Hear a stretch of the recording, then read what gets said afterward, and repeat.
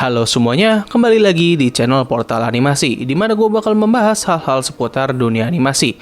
Oke, sebelumnya sorry banget ya, pembahasan ini mengalami delay yang cukup lama, karena belakangan ini gue lagi cukup overthinking sama revisi skripsi gue.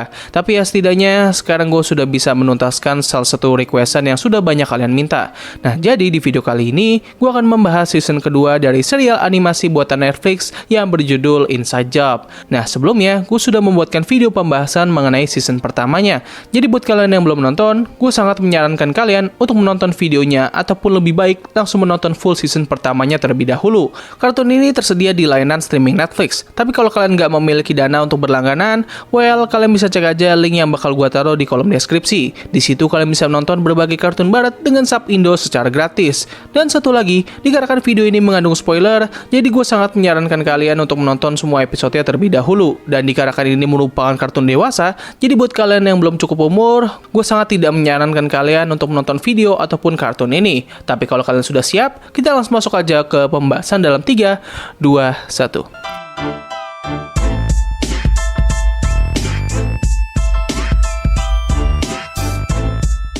Nah, sebelum masuk ke season kedua, gue akan memberikan sedikit konteks dan cerita di akhir season pertama dari kartun ini. Nah, jadi, kartun Inside Job menceritakan seorang wanita yang bernama Regan Ridley yang bekerja di sebuah organisasi elit global yang bernama Cognito Inc. Nah, di sana, Regan memiliki ambisi untuk bisa menjadi seorang pemimpin dari organisasi tersebut. Tetapi, ia harus melewati berbagai rintangan untuk bisa menggapai impiannya. Mulai dari mengurusi bawahannya yang suka menjadi beban, hingga ia harus berurusan dengan ayahnya yang problematik yang bernama Ren Ridley, yang sekaligus merupakan mantan pendiri dari organisasi Cognito Inc. Nah, di akhir season pertama, Regan hampir saja mewujudkan impiannya, namun ia segera menemukan sebuah fakta kelam di mana ternyata selama ini ayahnya telah menggunakannya sebagai tiket untuk bisa menguasai Cognito Inc. kembali. Kebenaran tersebut berhasil diungkap, dan pemimpin Cognito Inc. sebelumnya yang bernama JR harus dipenjara karena telah melakukan korupsi. Namun dikarenakan Shadow Board yang merupakan penguasa dunia bawah dan sekaligus pengawas dari kinerja Cognito Inc. menganggap Regan masih belum layak untuk menjadi pemimpin, maka dari itu kursi pemimpin dari Cognito Inc. diserahkan kepada orang yang telah membangun organisasi tersebut. Yap, orang itu adalah ayahnya Regan, aka Ren Ridley. Nah, jadi begitulah cerita di akhir season pertama kartun Inside Job.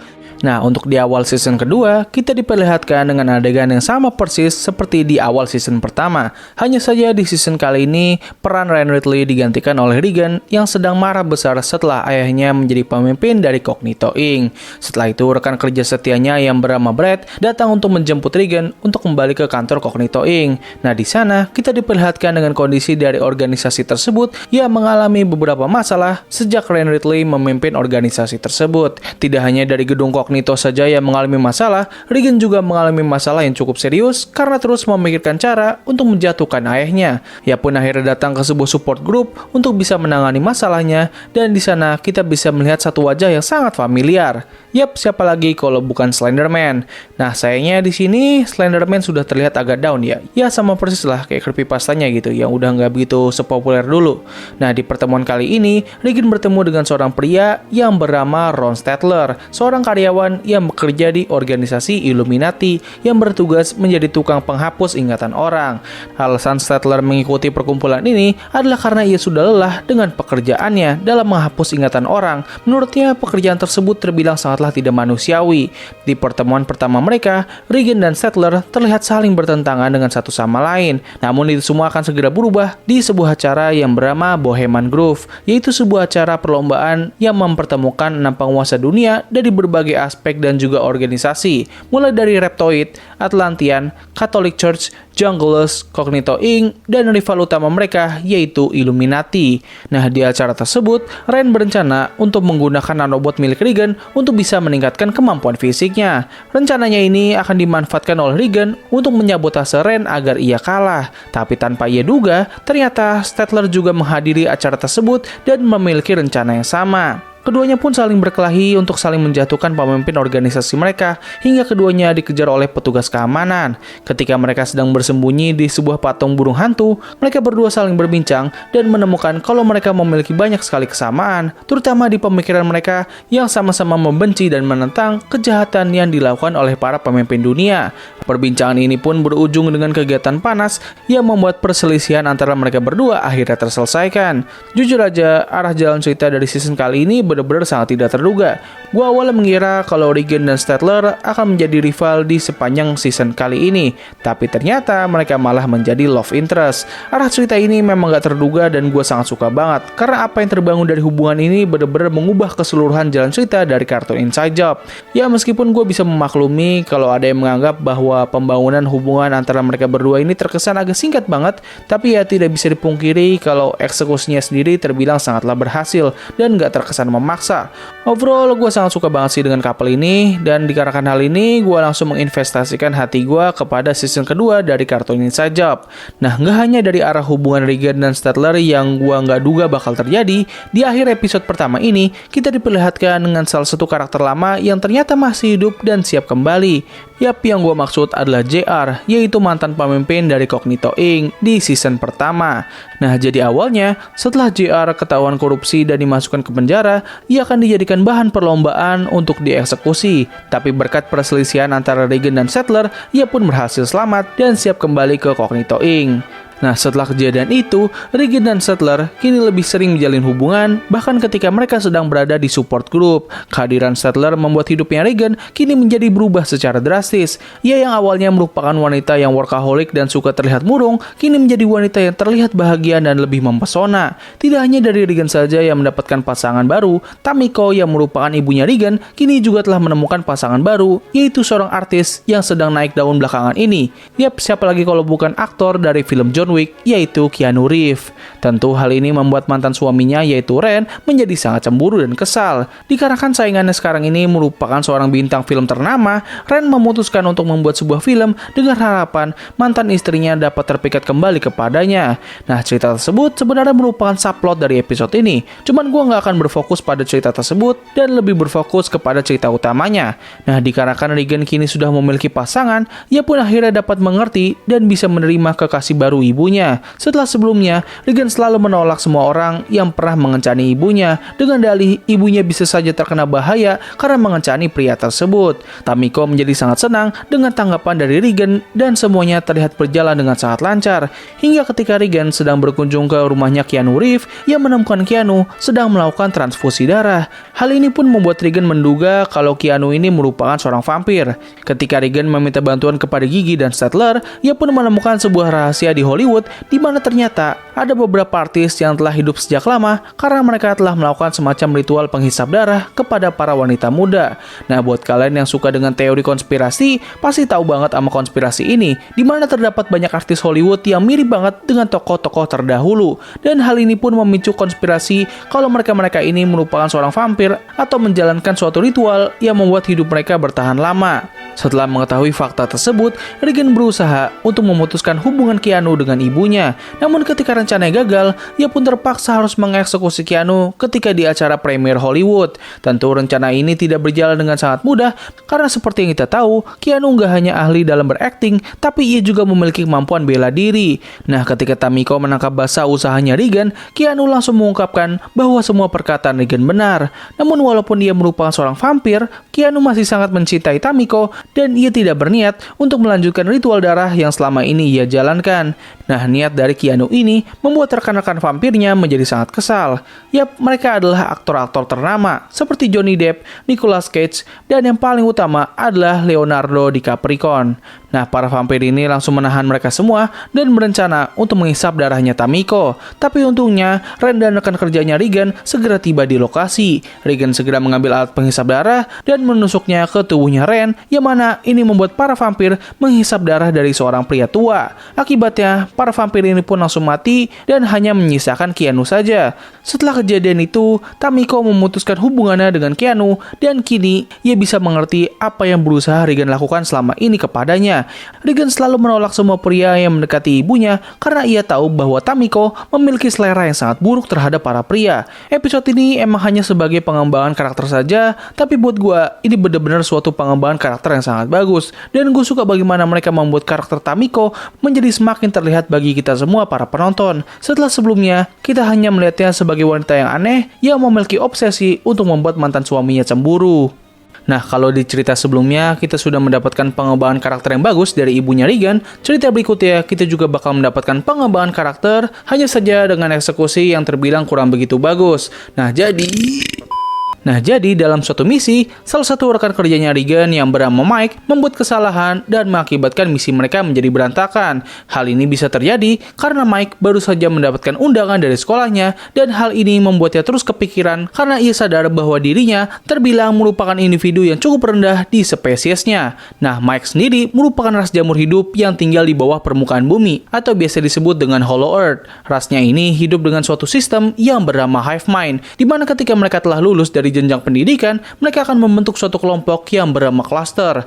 Nah, cluster ini terdiri dari banyak jamur yang membentuk satu pikiran dengan banyak individu. Dikarenakan Mike tidak memiliki cluster, ia pun dianggap sebagai individu yang rendah. Untuk bisa menyenangkan Mike agar misi mereka terus berjalan lancar, Regan dan yang lainnya berencana untuk berpura-pura menjadi klasternya Mike, dengan syarat Mike tidak boleh merendahkan atau mengejek mereka lagi.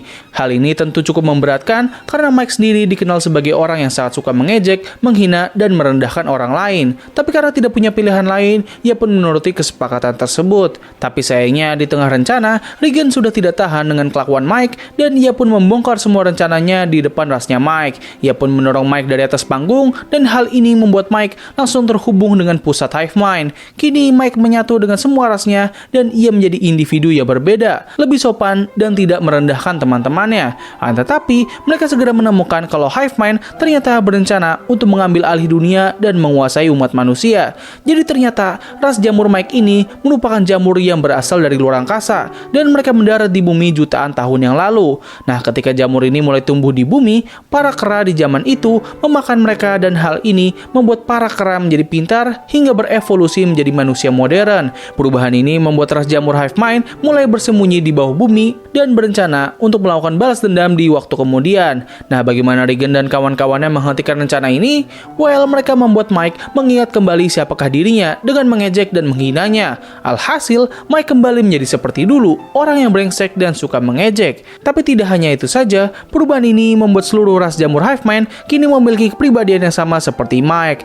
Hal ini sekaligus membuat Hive Mind menjadi musnah dan rencana mereka untuk menguasai bumi menjadi sirna. Awalnya gue pribadi nggak begitu suka sih dengan episode ini, karena pada akhirnya Mike tidak mengalami perubahan sama sekali. Tapi setelah gue memahami maksud dari episode ini, gue menemukan episode ini menjadi cukup menarik, karena episode ini berusaha menyindir kehidupan sosial kita. Karena seperti yang kita tahu, di zaman sekarang ini kita hidup dengan society yang memaksa kita untuk bergabung dalam suatu kelompok. Alhasil, pergabungan ini membuat kepribadian dan identitas kita harus bisa menyesuaikan dengan grup tersebut agar kita bisa diterima. Gue cukup suka sih dengan pesan yang berusaha mereka sampaikan, cuman sayangnya gue gak begitu suka dengan bagaimana mereka memperlakukan karakter Mike.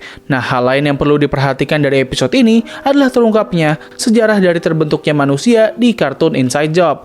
Hal ini tentu membuat lore dari kartun ini menjadi semakin luas. Tidak hanya itu saja, subplot dari episode ini menceritakan Ren yang berusaha mencari penyusup yang telah menaruh tai di meja kerjanya.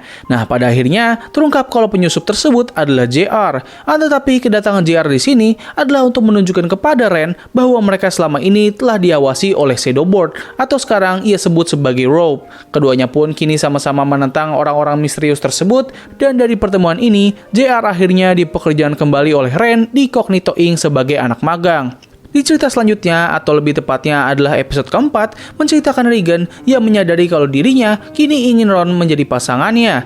Ia pun berencana untuk menanyakan hal tersebut dalam suatu misi di mana Regan harus pergi ke negara Italia untuk mencuci otak dari seorang paus. Tapi sayangnya rencananya ini harus berantakan karena ia mengacaukan mesin pencuci otak milik Statler. Alhasil, sang paus kini mulai bertindak di luar kendali dan mengubah kota Vatikan menjadi lubang neraka. Hal ini membuat Statler terus menyalahkan dirinya karena mesin mesinnya membuat rencana mereka menjadi berantakan, yang padahal ini bukanlah salahnya. Dan Regan sendiri tidak mengakui perbuatannya. Pada akhirnya tindakan Regan dibongkar oleh sang paus, dan di momen yang sama, Statler terkena mesinnya sendiri, dan hal tersebut membuat Statler mengalami down yang sangat parah. Statler pun segera dibawa ke dalam lubang neraka, sementara Regan yang berhasil melarikan diri berusaha untuk menyelamatkan Statler. Nah, tembakan sebelumnya membuat Statler menyalahkan semua hal yang pernah ia buat, dan ia merasa kalau dirinya selalu salah. Untuk bisa menyadarkan Statler, Regan langsung membongkar semua niatnya dalam rencana ini. Statler membalas ceritanya Regan dengan cukup positif karena ia juga sama-sama mencintai Regan. Pada akhirnya, Statler terlepas dari efek mesinnya, dan mereka berdua secara resmi menjalin hubungan. Keduanya pun keluar dari lubang neraka dan segera memperbaiki kekacauan yang telah mereka perbuat. Untuk subplot dari episode ini menceritakan rekan-rekan kerjanya Regan yang berusaha untuk menyusul Regan menuju Italia. Tapi sayangnya perjalanan mereka harus terhambat karena keegoisan dari Glenn yang tidak mau mengakui organisasi TSA sebagai bagian dari angkatan militer. Tapi akhirnya Glenn mengerti apa yang dirasakan oleh organisasi tersebut dan mereka bisa melanjutkan perjalanan. Dengan hasil, Italia sudah dalam kondisi porak-poranda. Jujur aja subplot dari episode ini terasa kurang berpengaruh aja gitu dengan karakter Glenn dan keseluruhan cerita dari kartun ini. Tapi untuk main story-nya gue cukup suka banget sih dengan perkembangan hubungan antara Regan dan Statler. Ya meskipun awalnya gue kurang begitu suka bagaimana Regan yang menyabotase mesinnya Statler dan ia tidak mau mengakuinya. Tapi ketika Regan dan Statler saling mengungkapkan perasaan mereka, sumpah itu momen yang paling manis dan romantis yang pernah gue lihat di dunia kartun. Jiwa-jiwa cinta dalam diri gue tuh langsung meronta-ronta ketika melihat momen tersebut. Dari episode ini gue menjadi menginvestasikan hati gue kepada kedua pasangan ini. Karena ya mereka berdua tuh bener-bener kayak cocok banget gitu. Tapi ya sayangnya hal ini bakal berubah ketika kita sampai di akhir season nanti. Nah, kalau sebelumnya kita sudah mendapatkan episode yang berpusat pada Regan dan rekan-rekannya yang lain, cerita berikutnya ini akan berfokus pada salah satu karakter yang cukup disukai dalam kartun ini. Yap, siapa lagi kalau bukan rekan setianya Regan, yaitu Brad.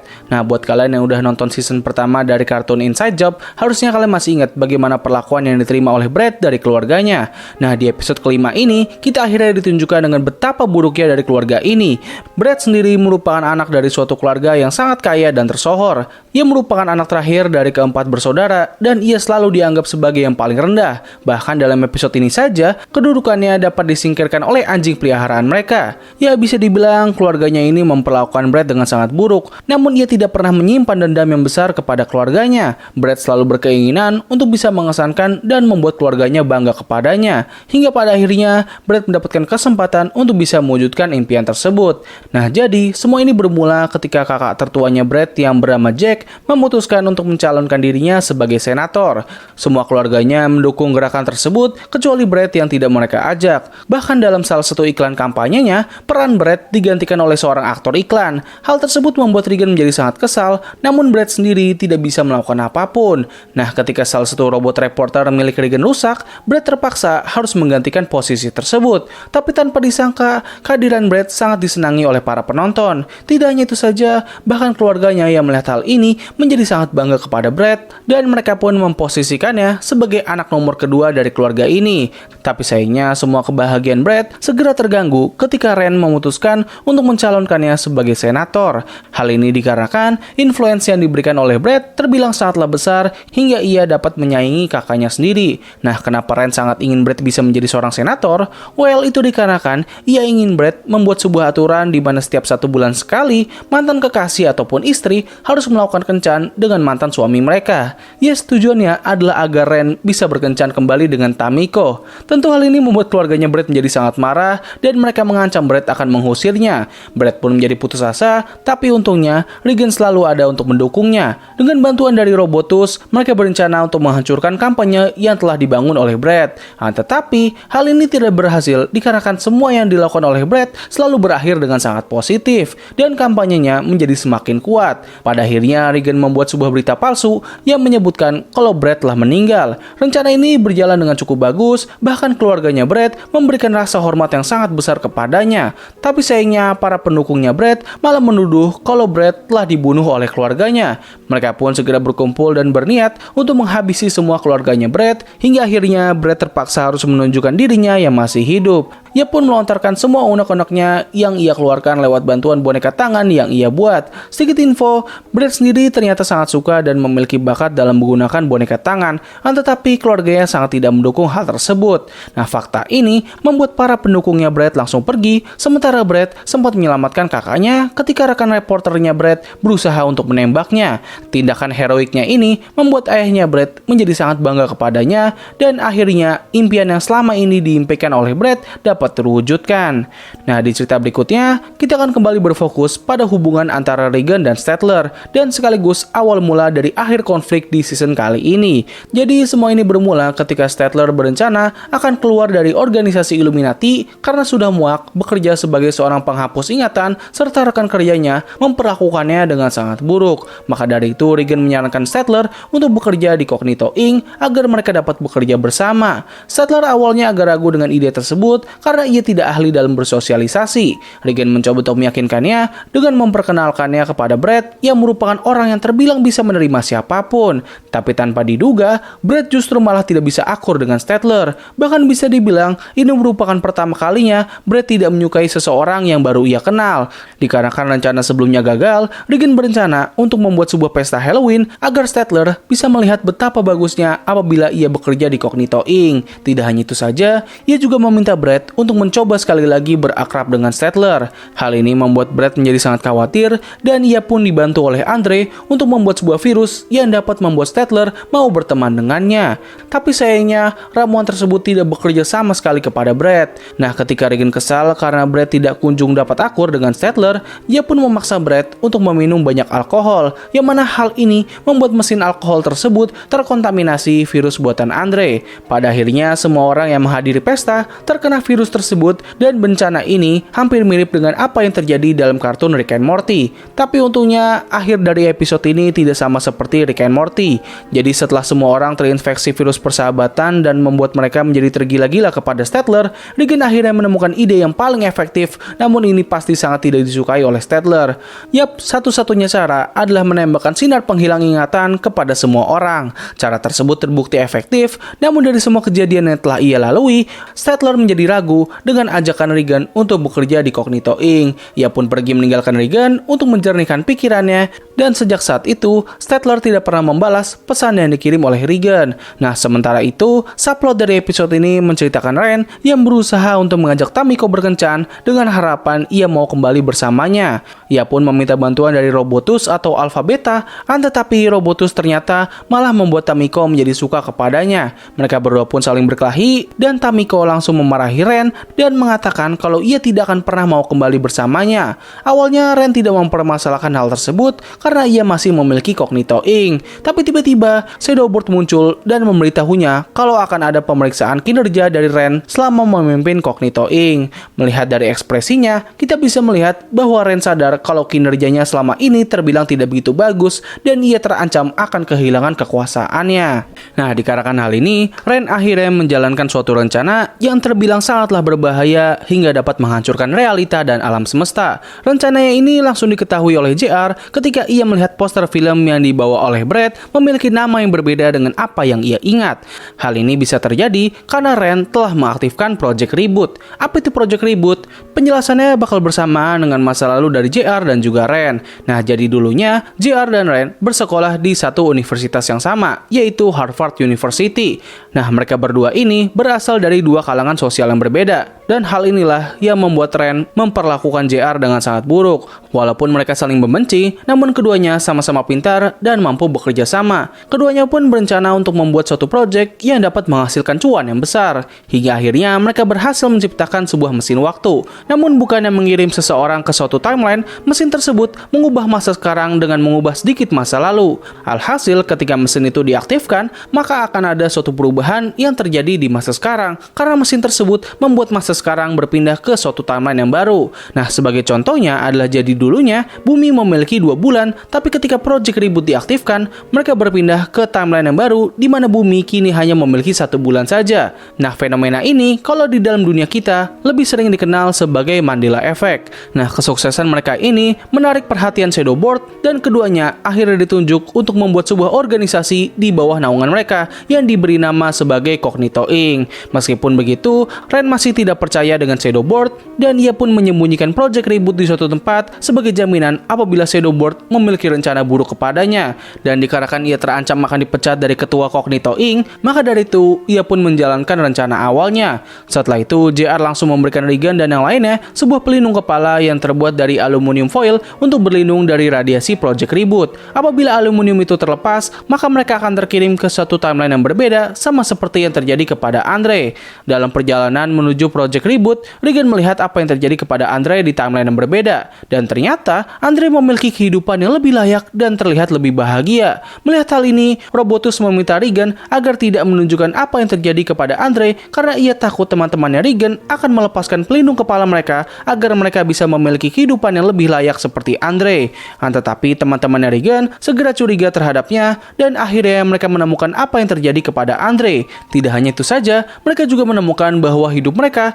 jauh lebih baik di timeline yang berbeda. Mereka pun akhirnya melepaskan pelindung kepala mereka dan berpindah ke timeline yang berbeda. Dan kini hanya menyisakan Regan, Robotus, Brett, dan juga JR. Tidak lama setelah itu, mereka pun sampai di sumber masalah dan Regan terpaksa harus melepaskan pelindung kepala Brett karena ia tidak ingin Brett terlibat dalam masalah keluarganya. Regan pun akhirnya bertemu dengan Ren yang ternyata sudah dalam kondisi sangat depresi. Jadi ternyata alasan kenapa Ren mengaktifkan Project Reboot adalah agar ia bisa mencari timeline di mana ia bisa memiliki kehidupan yang damai dengan keluarganya. Tapi sayangnya, ia tidak pernah menemukan satu timeline di mana ia bisa hidup dengan sangat damai. Regan mencoba untuk meyakinkan ayahnya bahwa apa yang sudah terjadi tidak akan dapat diulang kembali. Dan setelah itu mereka memutuskan untuk mematikan Project Reboot. Tapi tiba-tiba JR datang dan menembak jari kelingkingnya Regan hingga terputus karena ia sudah sangat kesal dengan semua kelakuan yang telah Ren lakukan kepadanya dan semua orang memiliki akhir yang bahagia kecuali dia saja. Ia berencana untuk mengaktifkan Project Reboot kembali, tapi tiba-tiba usahanya dihentikan oleh suatu pesawat UFO milik Cognito Inc. Ternyata UFO tersebut dibawa oleh Brett bersama dengan teman-temannya Regan yang sudah kembali tersadar karena kehidupan mereka menjadi semakin kacau sejak Ren terus menciptakan timeline baru. Pada akhirnya timeline sekarang diperbaiki dan mereka kembali seperti semula. Karena tindakan rebel yang dilakukan olehnya, JR akhirnya kembali dimasukkan ke dalam penjara. Begitupun juga dengan Ren yang merupakan sumber dari semua masalah ini. Sebelum pergi, Ren berpesan kepada Regan untuk menjadi orang yang lebih baik ketimbang dirinya dan ia juga meminta maaf atas semua hal yang telah ia lakukan kepada Regan. Pasca peristiwa itu, Regan kini diangkat sebagai pemimpin baru Cognito Inc. dan semua orang menyambutnya dengan sangat bahagia. Bahkan 5 kepala elit dunia memberikannya selamat atas kenaikan jabatannya dan sekaligus karena telah menjatuhkan kekuasaan Ren. Tetapi di waktu yang sama, Statler tiba-tiba mengirim pesan kepada Regan di mana ia ingin bertemu untuk membicarakan sesuatu. Hal ini membuat Regan menjadi sangat kepikiran hingga ia sendiri tidak merasa bahagia, yang padahal sekarang ia telah mewujudkan impiannya. Dikarenakan hal ini, Regan meminta Brett untuk memimpin Cognito Inc. dalam memperbaiki kerusakan-kerusakan yang tersisa dari Project Reboot. Nah, ketika Regan bertemu dengan Statler, ternyata Statler bukan ingin putus dengannya, melainkan ia ingin mengajak Regan untuk melarikan diri dan memulai hidup yang baru. Ia merasa bahwa dengan bekerja di bawah pimpinan Shadowboard, mereka hanya akan terus tersiksa dan membahayakan diri mereka sendiri. Ajakan tersebut membuat Regan semakin bingung dengan pilihan hidupnya. Di satu sisi, ia berhasil mewujudkan impiannya, namun di sisi lain, ia memiliki kesempatan untuk memiliki hidup yang lebih damai dan bahagia. Pada awalnya, Regan memutuskan untuk memilih jalan kabur dan menunjuk Brett sebagai pemimpin baru Cognito Inc. Tapi tiba-tiba, Regan dipanggil oleh Shadowboard untuk berterima kasih atas jasanya dalam menyelamatkan realita. Tidak hanya itu saja, sebagai balasan atas tindakan heroiknya, Shadowboard menceritakan kepada Regan awal mula organisasi ini terbentuk. Jadi semua ini bermula pada awal terbentuknya peradaban manusia, di mana pada saat itu manusia purba terbagi menjadi dua jenis, yaitu mereka yang memiliki akal dan pikiran yang lebih maju, dan mereka-mereka yang berpikir rendah layaknya domba-domba yang tersesat. Nah, dikarenakan jenis yang kedua dapat mengancam keberlangsungan umat manusia dikarenakan kebodohan mereka, maka dari itu, jenis yang pintar memutuskan untuk memimpin mereka di balik layar sebagai bentuk kekuatan yang menahan dan mengendalikan tindakan dari jenis yang bodoh. Dari sinilah, organisasi elit global yang bernama The Order of the Black Robe lahir sebagai pemimpin baru umat manusia secara diam-diam. Selama ribuan tahun, organisasi ini terus mengawasi perkembangan umat manusia. Salah satunya adalah ketika umat manusia sudah mencapai overpopulasi, mereka pun melepaskan sebuah wabah yang bernama Black Death sebagai pengontrol populasi umat manusia. Mendengar cerita tersebut, Regan menjadi tertarik dengan semua wacana dari Black Robe karena mereka terlihat seperti orang-orang yang berniat untuk menciptakan dunia yang damai. Tapi di sisi lain, Regan harus memutuskan untuk memilih dua pilihan yang menentukan masa depan hidupnya. Maka dari itu, ia pun meminta bantuan dari Robotus untuk membuat sebuah simulasi yang dapat menampilkan masa depannya ketika ia bersama dengan Statler. Tapi sayangnya dari semua simulasi tersebut, Regan melihat bahwa Statler akan terus merasa menderita apabila ia hidup bersamanya. Hingga akhirnya, Regan berhasil menemukan suatu kemungkinan di mana Statler dapat hidup bahagia. Dan kemungkinan tersebut adalah Statler akan hidup dengan wanita lain, atau dengan kata lain, Regan tidak akan berada di sampingnya. Asem lah, padahal gue udah ngasih banget gitu sama hubungan mereka. Nah, setelah itu, Regan pun kembali ke Cognito Inc. dan kembali memimpin organisasi tersebut. Sementara itu, dalam perjalanan Brett untuk menghilangkan kerusakan dari Project Reboot, ia pun memutuskan untuk membiarkan satu anomali tetap ada, yaitu seekor anjing yang ahli dalam bermain basket yang bernama Airbat. Ia ingin anjing tersebut agar tetap hidup, meskipun ia tahu bahwa hal ini dapat memicu kiamat di mana para anjing akan mengambil alih dunia. Ia pun membuat solusi di mana ia meminta aktor Brett yang kini menjadi senator di bawah pimpinan Cognito Inc. untuk membuat sebuah aturan di mana anjing tidak boleh bermain basket, yang mana ini bertujuan untuk menghilangkan trigger yang dapat memicu terjadinya kiamat anjing. Setelah kejadian itu, mereka pun menjalankan keseharian seperti biasanya. Sementara itu, Shadowboard ternyata sedang menjalankan suatu rencana besar yang bernama Project X-37. Oke, jadi begitulah seluruh cerita dari season kedua Cartoon Inside Job. Overall, season kali ini memberikan kita sebuah cerita yang cukup fresh dengan arahan yang tidak terduga. Season ini lebih berfokus pada pengembangan karakter ketimbang organisasi Cognito Inc. Yang mana ini membuat esensi awal dari kartun ini agak sedikit memudar, tapi masih bisa mempertahankan identitasnya. Kekurangan lain dari season ini adalah kita masih belum mendapatkan episode yang berpusat pada rekan kerjanya Regan. Yes, bener banget, masalah utama yang ada di season pertama masih belum diselesaikan pada season kedua. Mereka masih belum memberikan background karakter kepada rekan-rekan kerjanya Regan kecuali Brett, yang mana ini membuat gue sebagai penonton masih belum bisa merasa simpati kepada mereka. Bahkan hal ini diperparah pada episode ke-7 di mana mereka semua rela meninggalkan Regan demi memiliki kehidupan yang mereka impikan ketimbang berkorban untuk membantu Regan dalam menyelamatkan dunia. Rasanya ini seperti langkah menuju ke belakang dan membuat pengembangan karakter mereka terasa sia-sia. Meskipun begitu, setidaknya pada season kali ini mereka diberikan porsi yang cukup hingga membuat keberadaan mereka menjadi semakin terlihat. Salah satu contohnya adalah karakter Gigi yang di season kali ini hampir selalu di sisinya Regan. Dan kekurangan yang terakhir adalah ada beberapa subplot yang terasa kurang begitu menarik, dan season kali ini hanya memiliki 8 episode saja, yang padahal season pertamanya memiliki 10 episode. Hal ini seharusnya nggak menjadi kejutan, mengingat Netflix kini sedang dalam masalah dalam bidang animasi mereka.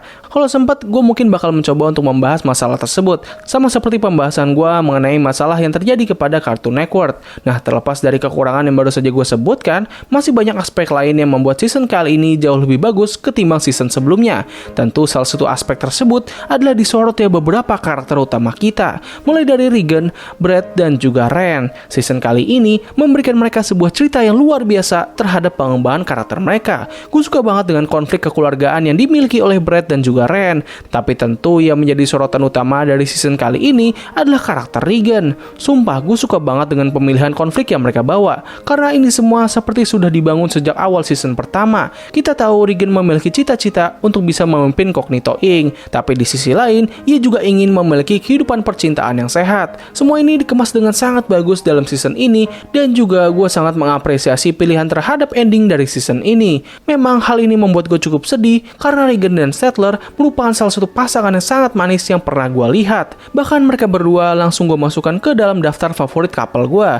Meskipun hubungan mereka berdua harus berakhir, tapi rasanya ini memang sudah seharusnya terjadi demi kebaikan Regan, Statler, dan juga jalan cerita dari kartun ini. Gue sendiri gak begitu berharap Statler dapat kembali di season berikutnya, tapi kalau ternyata mereka ingin mengembalikan Statler, well, gue pribadi bakal terima aja sih. Meskipun ya gue lebih berharap dia tetap memiliki hidup yang damai. Selain dari fokus pada main karakter, aspek lain yang membuat season kali ini lebih bagus adalah dari leluconnya yang lebih lucu, serta ada beberapa karakter sampingan yang rasanya lebih menarik ketimbang rekan-rekan kerjanya Regan. Tentu yang gue maksud adalah Alpha Beta atau Robotus dan juga JR. Mereka berdua benar-benar luar biasa di season kali ini. Gak cuma lucu, tapi juga meng-carry beberapa momen penting. Jadi ya itu aja sih review singkat gue terhadap kartun ini. Sebenarnya masih banyak lagi yang pengen gue sampaikan, cuman karena video ini udah kepanjangan, jadi ya gue cukup sampai di sini saja. Tulis pendapat kalian mengenai season kedua dari kartun Inside Job. Apakah kalian suka atau tidak? Tulis di kolom komentar di bawah. Jadi cukup sekian dari video gue kali ini. Terima kasih atas waktu yang telah kalian luangkan untuk menonton video gue. Gue undur diri, sampai ketemu lagi di video selanjutnya. Bye!